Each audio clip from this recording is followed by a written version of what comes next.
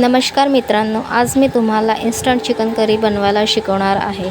त्यासाठी लागणारं साहित्य 1 किलो चिकन आहे, हळद आहे, गरम मसाला, धने पावडर, ही अद्रक लसणाची पेस्ट आहे, मीठ आहे, तेल आहे आणि हा चिकन करी ग्रेव्ही मसाला आहे। चला तर बघूया समोरची प्रोसेस।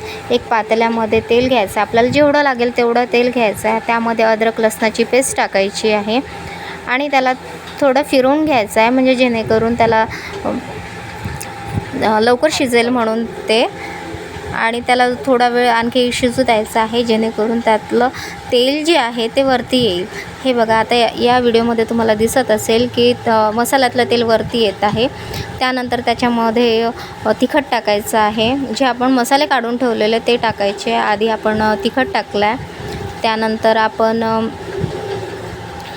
हल्दी पावडर टाकूया, गरम मसाला टाकूया, धनिया पावडर टाकूया।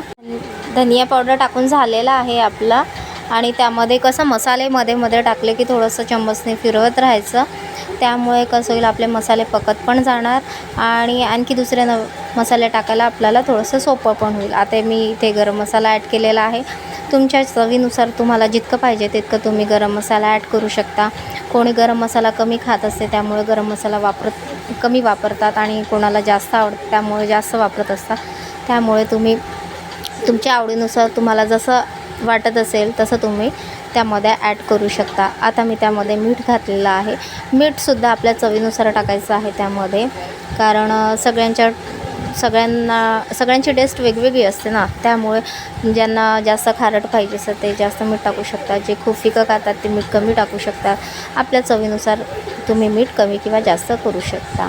आणि मी आता या स्टेजवर इथे इन्स्टंट चिकन ग्रेव्ही मसाला टाकलेला आहे, आणि त्याला छान पैकी मी फिरवून घेत आहे, जेणेकरून तो बाकीच्या मसाल्यांमध्ये मिक्स होईल आणि त्याचं तेल तो बाहेर सोडणं स्टार्ट करेल। आता मी थोडा वेळ त्याला रिलॅक्स व्हायला ठेवून देते।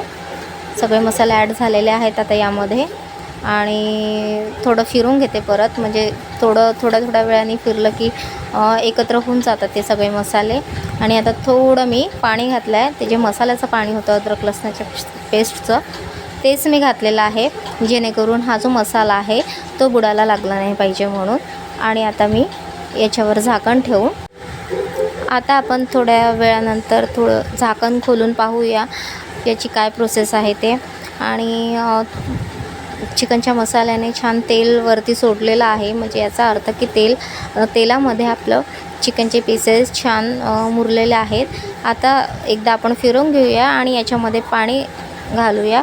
पाणी घातल्यानंतर आपण हे थोडं परत एकदा फिरवून घेऊया आणि कमी गॅसवरती याला थोडं शिजू देऊया। आता आपली भाजी शिजून तयार आहे, यामध्ये सांबार टाकायचा आणि गॅस बंद करून द्यायची। माझा व्हिडिओ पाहण्यासाठी थँक्यू, आणि पुन्हा व्हिडिओमध्ये भेटूया आपण लवकरात लवकर नवीन रेसिपीसोबत। तर या आणि माझ्या चॅनलला लाईक करा, सबस्क्राईब करा आणि शेअरसुद्धा करा। Thank you, thanks for watching.